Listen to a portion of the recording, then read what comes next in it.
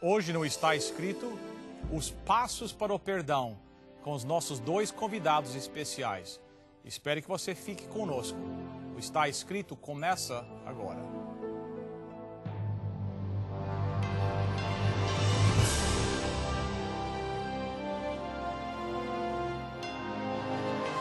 Venceu a prova do tempo.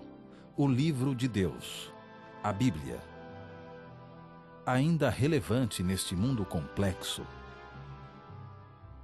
Está Escrito Canadá, partilhando mensagens de esperança ao redor do mundo.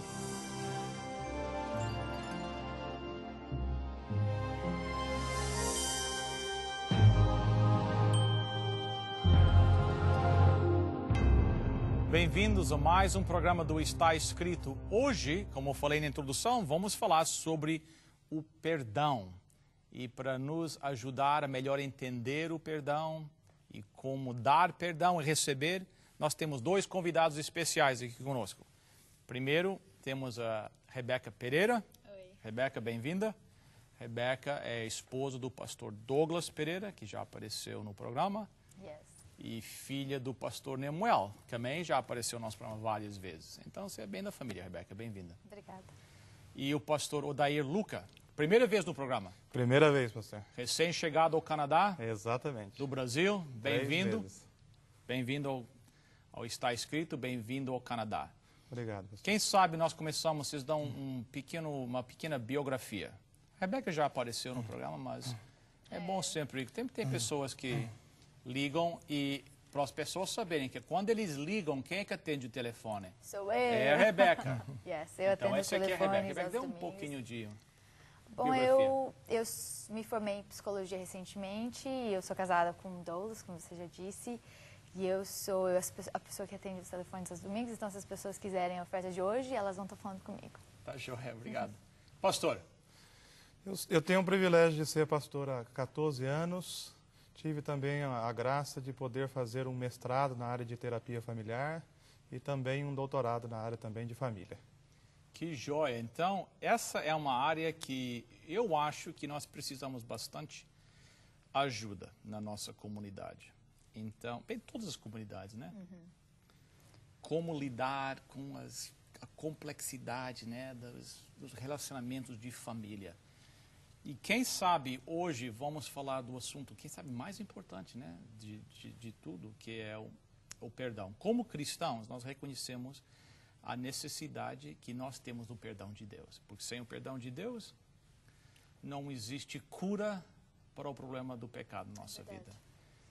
Mas com isso vem a responsabilidade também de nós compartilharmos com os outros, né, o perdão. E parece para mim, às vezes, se torna mais difícil para nós passarmos o perdão para aqueles que estão mais próximos de nós do que aqueles mais distantes. Por quê? São as pessoas que a gente convive todos os dias, né? Aquele relacionamento constante. E às vezes a gente é relutante em perdoar. Parece que não é uma coisa natural pra gente.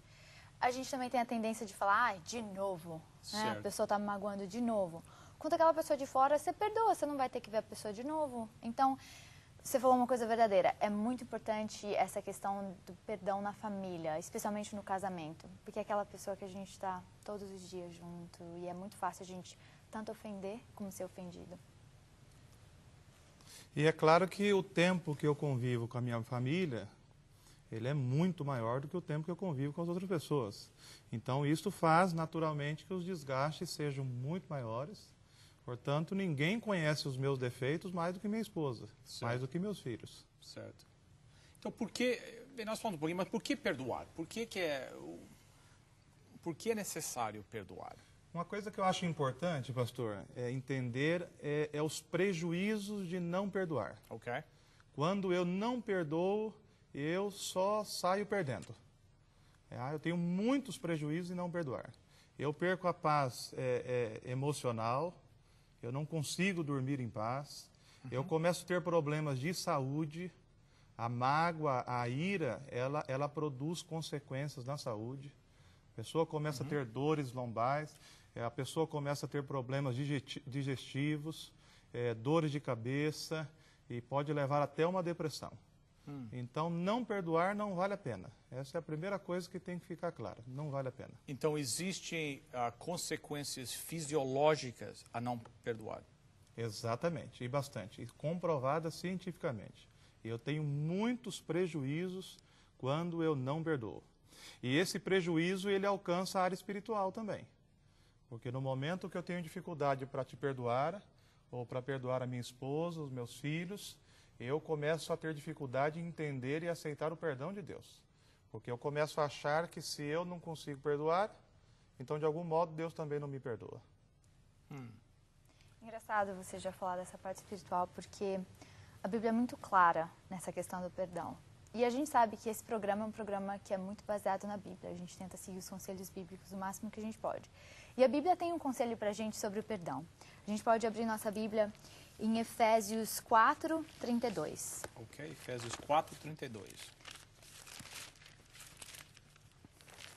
A Bíblia nos instrui o seguinte: antes, sede uns para com os outros benignos, misericordiosos, perdoando-vos uns aos outros, como também Deus os perdoou em Cristo.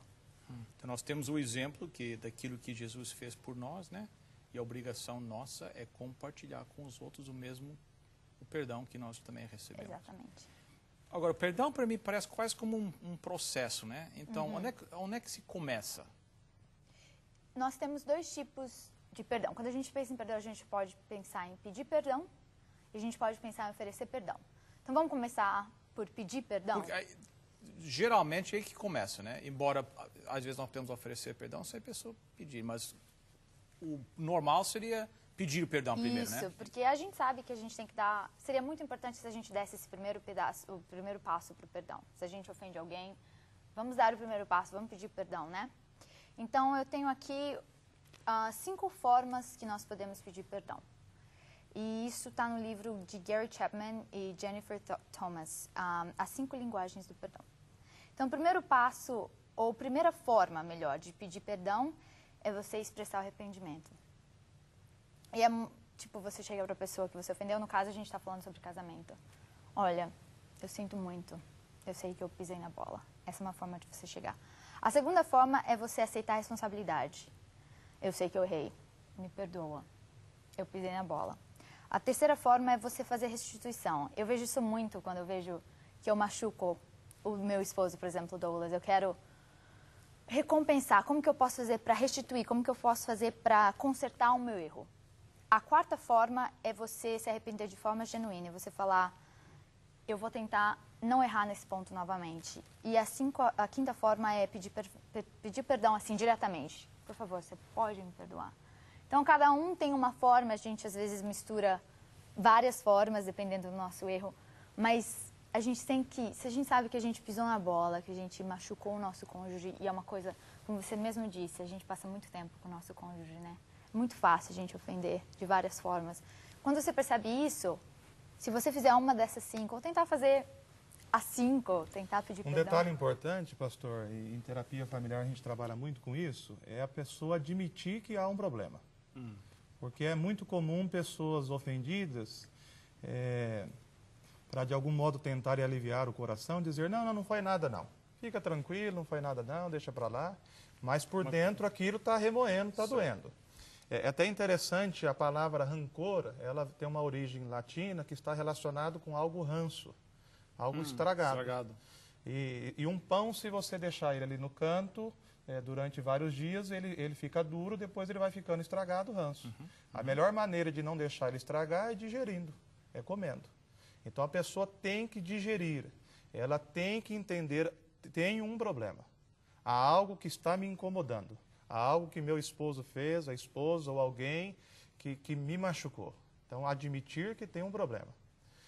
Eu coloco também um passo importante, a doutora Rebeca mencionou isso também, buscar a ajuda de Deus.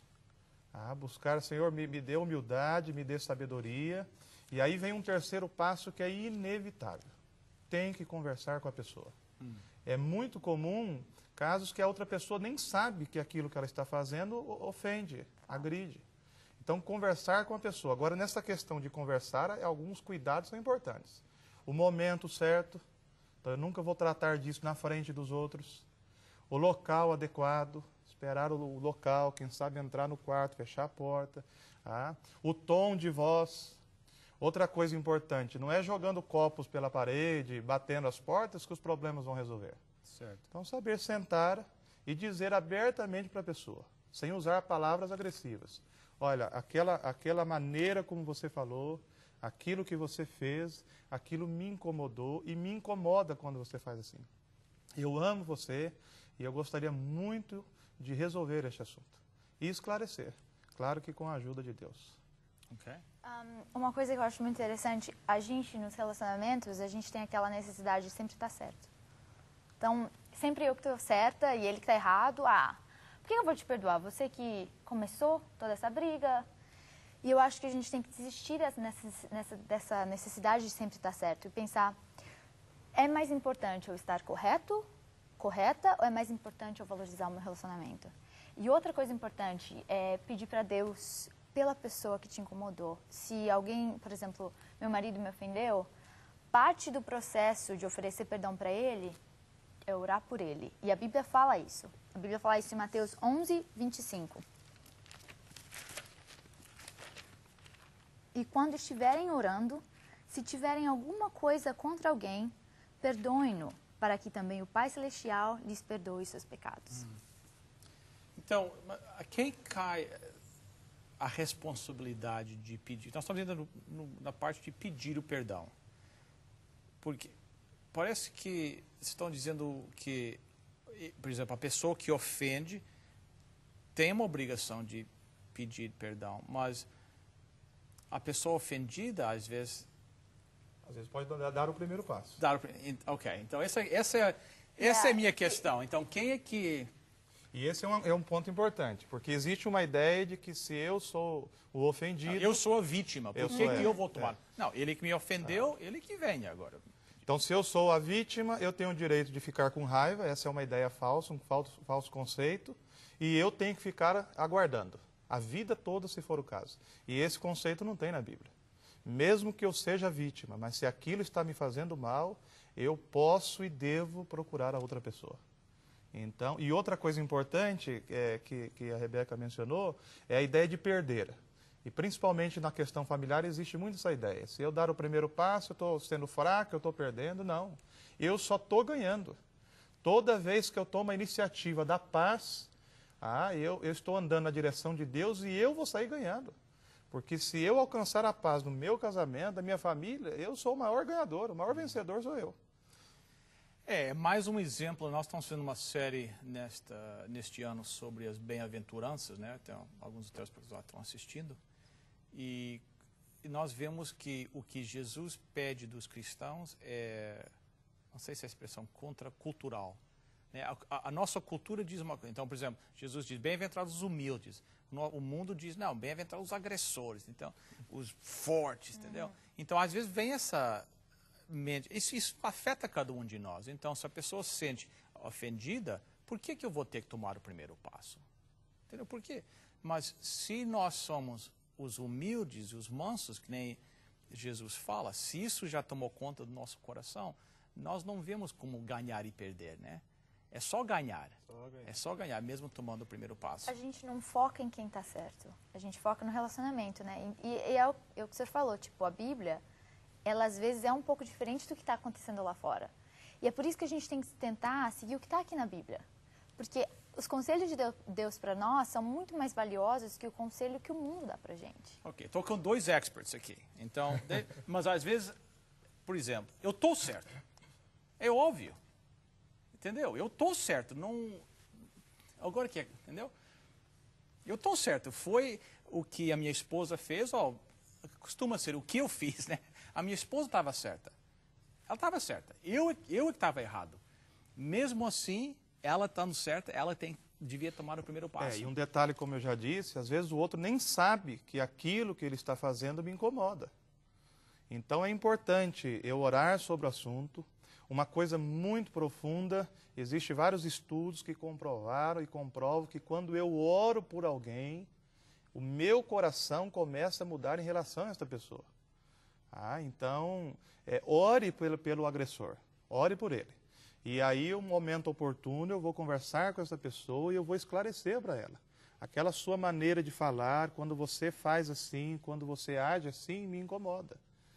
E eu gostaria muito de pedir que não fizesse mais assim. Há casos que não é maldade da outra pessoa.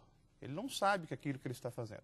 E há casos que é uma falha real. Certo. Então, eu esclarecer para a pessoa já é uma atitude de amor. E no momento que a outra pessoa reconhece e está disposta a fazer ajustes, então todo mundo está ganhando com isso. Agora, claro que num caso mais complicado, num caso especial, é também sábio e oportuno buscar ajuda. Mas Correto. nessa questão, perdoar é sempre uma escolha. A gente sempre tem a escolha de decidir ficar bravo ou decidir perdoar. E na mesma questão é pedir perdão, é sempre uma escolha. A gente sempre tem controle sobre as nossas decisões. A gente pode ficar magoado, mas a gente pode decidir dar o primeiro passo, independente se nós somos os que magoaram, os que foram magoados. E a Bíblia, ela fala isso, que perdoar é uma escolha. A gente pode ler isso em Romanos 12, 17 a 19. A Bíblia diz: a ninguém torneis mal por mal. Procurai as coisas honestas perante todos os homens. Se for possível, quando estiver em vós, tende paz com todos os homens. Não vos vingueis a vós mesmos, amados, mas dai lugar à ira, porque está escrito: a minha vingança eu recompensarei, diz o Senhor. Então, a vingança não é nossa, é de Deus, mas eu acho que esse texto fala muito mais da questão de, se for possível, tenhamos paz com os homens, tenhamos um coração de paz. E a Bíblia, ela dá esse conselho pra gente, a gente tem que entender que está a nosso alcance oferecer o perdão, está ao nosso alcance pedir o perdão, nos dois casos. E o maior exemplo de dar o primeiro passo é de Deus, né? Ele não tinha culpa de nada, ele fez tudo correto, nós somos os culpados e ele deu o primeiro passo. Deu com a cabeça erguida, deu por amor. Então, de alguma maneira, dar o primeiro passo, mesmo que eu seja vítima, de alguma maneira é se tornar mais semelhante a Jesus Cristo.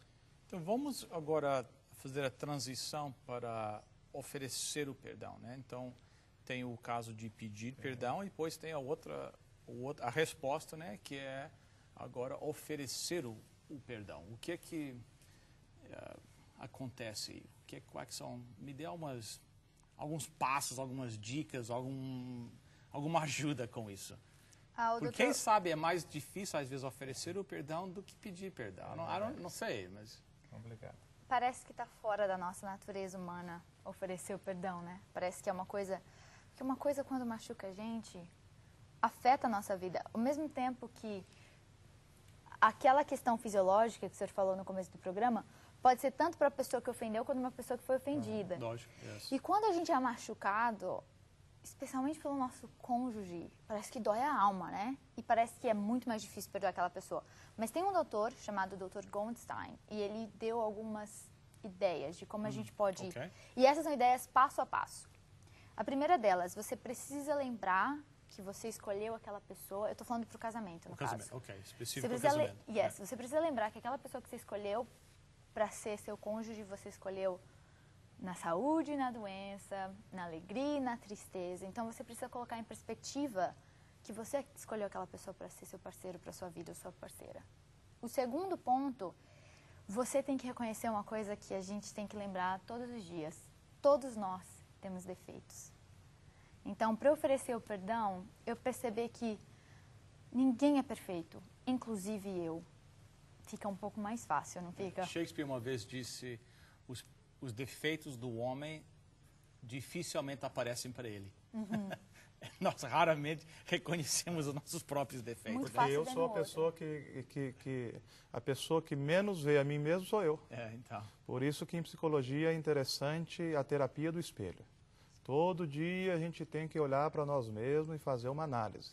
O que eu posso crescer? O que eu posso melhorar como esposo, como esposa, como filho? E eu saio ganhando com isso. Então, primeiro, reconheça que você escolheu essa pessoa Para ser seu parceiro, para e sua fez vida. um voto diante de Deus. Deus. Ok? Segundo, todos nós temos defeitos. O terceiro, veja o defeito do seu cônjuge com amor. Tente olhar com os olhos de amor as fragilidades, os defeitos daquela pessoa. O quarto ponto, chega um ponto na sua vida que você tem controle sobre determinadas coisas e não tem controle sobre outras coisas. aceite as coisas que você não pode mudar. Porque isso faz parte do nosso crescimento. Tem certas coisas que a gente não pode mudar nessa vida, tem coisas que a gente pode mudar. Então, aceite as coisas que você não pode mudar. Uma coisa que eu fico pensando nos relacionamentos, é muito difícil a gente mudar o outro. A gente provoca mudança mudando as nós mesmos. Então, aceite as coisas que você não pode mudar e tente dar o primeiro passo. Você pode provocar uma mudança na pessoa, fazendo a mudança em você, mas você não pode forçar ninguém a mudar. E o último passo, decida reafirmar seu compromisso com o seu cônjuge. Reafirma aquele casamento que vocês fizeram, sei lá, quantos anos? Eu sou casada há 4 anos agora.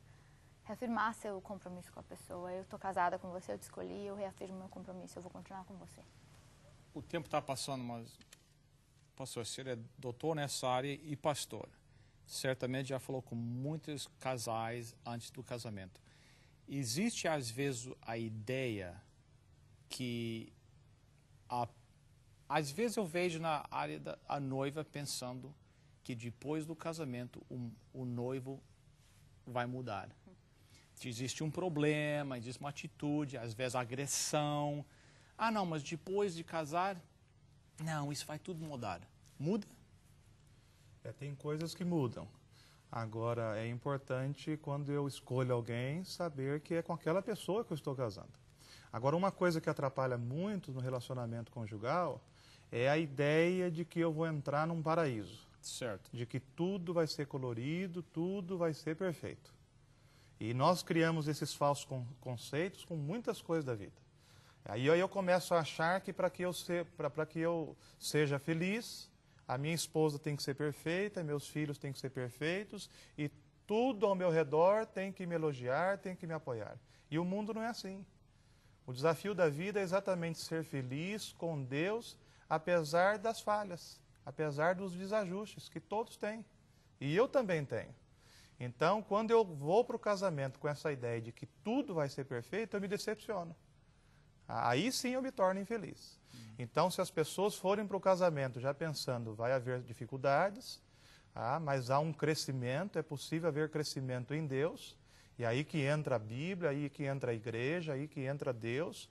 Com Deus eu vou enxergando melhor as coisas, com o coração aberto a Deus eu vou mudando, eu vou crescendo, eu vou tendo mais facilidade para dialogar quando há problemas, e aí há um crescimento. Então eu posso ser feliz, é possível ser feliz mesmo tendo falhas, mesmo tendo desajuste, mesmo tendo pedras pelo caminho. Pedro chegou para Jesus uma vez, né, e perguntou até quantas vezes devo eu perdoar o meu próximo, né? Até 7 vezes, né? E Jesus respondeu, não 7 vezes, mas 70 vezes 7. Em outras palavras, não existe um limite, né, ao perdão. Nós, como seguidores de Jesus Cristo, não existe um valor numérico, um limite. Nós temos que passar o perdão para os nossos próximos. E mais importante, quem sabe, naqueles que estão mais próximos de nós, né? Os nossos esposos, nosso esposo. Rebeca, nós estamos com uns 2 minutos e meio só de programa restante. Algum pensamento chave que você gostaria que os telespectadores tirassem? Eu acho que a gente já falou isso, mas eu gostaria de enfatizar. Orar pela pessoa que ofendeu a gente. Muito importante, né? Porque às vezes é muito difícil dar aquele primeiro passo. Mas quando a gente começa a orar pela pessoa, a gente começa a ver essa pessoa que ofendeu a gente com os olhos de Deus. E a gente começa a ver todas aquelas coisas. Fica mais fácil de ver que a pessoa é falha, mas nós somos falhos também. Eu sou falha também, no caso. Então, eu acho que o primeiro passo, se você que está magoado, é orar pela pessoa que te magoou. E se você magoou alguém, o primeiro passo é pedir o perdão.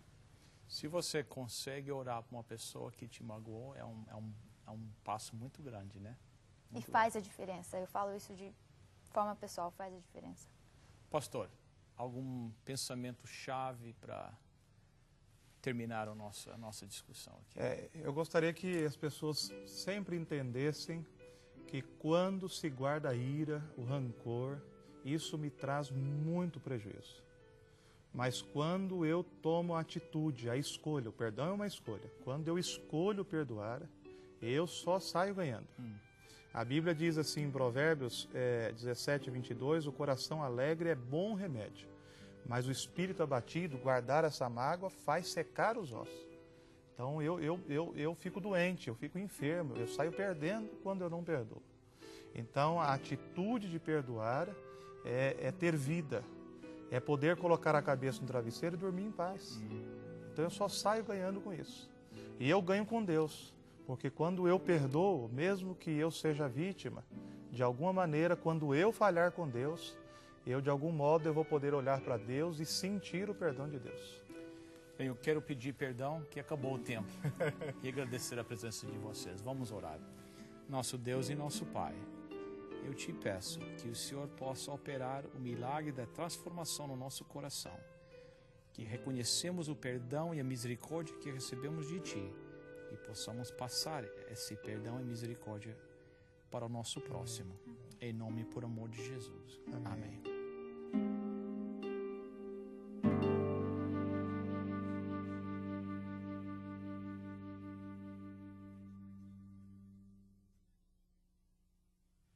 Se você gostou do programa de hoje e gostaria de recebê-lo em DVD, para quem sabe compartilhar com alguém, nós estamos dispostos a mandar para você com uma oferta do Está Escrito. Aqui vem as informações necessárias para você pedir o seu DVD. Para você solicitar gratuitamente a sua oferta, basta ir ao nosso website www.estaescrito.ca e acessar o programa de hoje. Lá você preencherá um formulário com seus dados e assim poderemos enviar a oferta para você. Lembre-se, www.estaescrito.ca.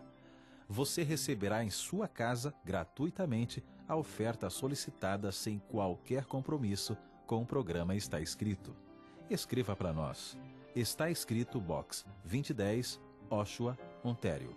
L1H7V4. Agradecemos as suas cartas, os pedidos de oração que nos enviam e também o seu apoio financeiro. Escreva ainda hoje. Está Escrito Box 2010, Oshawa, Ontário. L1H7V4. Bem, chegamos ao final do programa. Muito obrigado pela presença de vocês aqui conosco e os conselhos que eles deram. Rebeca, você tem que sair correndo para atender os telefones, né? Agora eu vou falar com o povo que ligar. E os nossos queridos telespectadores, muito obrigado por mais uma vez estarem conosco. Lembre-se de visitar o nosso website, estaescrito.ca. Lá você pode enviar um pedido de oração. A nossa equipe, todas as manhãs, se reúne e ora pelos pedidos que chegam até nós. Você pode comentar sobre o programa e, se você sentir movido por aí, você até pode mandar uma doação para o nosso programa. Se Deus quiser, na próxima semana estaremos juntos. Lembre-se até lá, está escrito, nem só de pão viverá o homem, mas de toda a palavra que procede da boca de Deus.